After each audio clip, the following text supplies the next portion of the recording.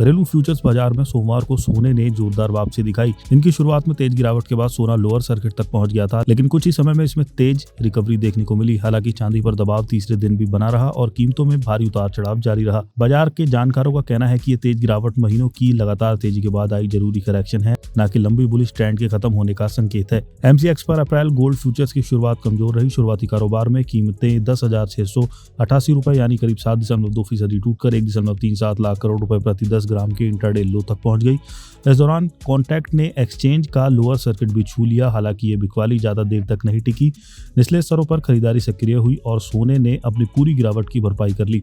शाम के कारोबार तक गोल्ड फ्यूचर्स 1800 रुपए यानी करीब 1.33% की बढ़त के साथ 1,49,500 रुपए प्रति 10 ग्राम पर ट्रेड करने लगा, यानी सोना अपने इंट्राडे लो से करीब 12,000 रुपए उछल गया। सोने के उलट चांदी को मजबूत सपोर्ट नहीं मिला। MCX सिल्वर फ्यूचर्स शुरुआती कारोबार में 39,847 रुपए यानी करीब 15% टूटकर 2.25 लाख रुपए प्रति किलो के लोअर सर्किट तक फिसल गया। बाद में कीमतों में कुछ सुधार जरूरी दिखा, लेकिन इसके बावजूद चांदी 3.6% की गिरावट के साथ 2.56 लाख रुपए प्रति किलो पर बनी रही। ये लगातार तीसरा दिन था जब चांदी में तेज गिरावट दर्ज की गई। विदेशी बाजारों में तस्वीर कुछ अलग रही। कॉमेक्स पर अप्रैल गोल्ड फ्यूचर्स 0.11% की मामूली बढ़त के साथ $4,750.31 प्रति औंस पर ट्रेड करता दिखा। वहीं मार्च सिल्वर फ्यूचर्स 4.24% उछलकर $81.86 प्रति औंस पर पहुंच गया। इससे साफ है कि घरेलू बाजार में उतार चढ़ाव अंतर्राष्ट्रीय बाजारों के मुकाबले ज्यादा तेज हो रहा है।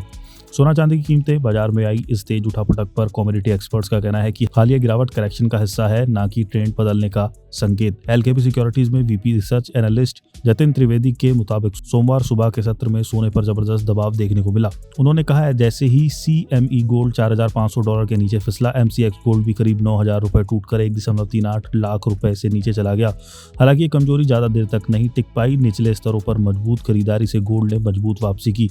त्रिवेदी के मुताबिक रिकॉर्ड हाई से आई गिरावट, मार्जिन बढ़ोतरी और मुनाफा वसूली के चलते बाजार में फिलहाल बेहद ज्यादा वोलेटिलिटी बनी हुई है। तकनीकी नजरिए से देखें तो MCX गोल्ड के लिए 1,35,000 रुपए का स्तर अहम सपोर्ट के तौर पर काम कर रहा है, जबकि ऊपर की तरफ 1,50,000 रुपए के आसपास मजबूत रेजिस्टेंस दिखाई देता है। कमोडिटी एक्सपर्ट्स NS रामस्वामी के मुताबिक हालिया गिरावट सोने और चांदी में आई जरूरत से ज्यादा तेजी के बाद एक नेचुरल शेकआउट है। उनका कहना है कि डॉलर में मजबूती ने कुछ बिकवाली को जरूर ट्रिगर किया, लेकिन सोने का मजबूत बुल केस अभी बरकरार है। इस सेंट्रल बैंक की लगातार खरीदारी भू राजनीतिक जोखिम और पोर्टफोलियो डाइवर्सिफिकेशन की मांग को सपोर्ट मिल रहा है। रामस्वामी के मुताबिक 2025 की चौथी तिमाही में सेंट्रल बैंकों ने करीब 230 टन सोना खरीदा था। 2026 में ये खरीद 800 टन से ज्यादा रहने की उम्मीद है। यही मजबूत डिमांड सोने की कीमतों को नीचे की तरफ मजबूत सपोर्ट देती है। उनका मानना है कि मौजूदा उतार चढ़ाव शांत होने के बाद 2026 में सोना अपने हालिया फ्यूचर्स हाई $5,645 से ऊपर भी जा सकता है। रामस्वामी का कहना है कि चांदी में गिरावट सोने के मुकाबले ज्यादा गहरी रही। इसकी बड़ी वजह मार्जिन जरूरतों में बढ़ोतरी है, जिससे लीवरेज लेकर पोजीशन बनाने वाले ट्रेडर्स को मजबूरी में पोजीशन काटनी पड़ी।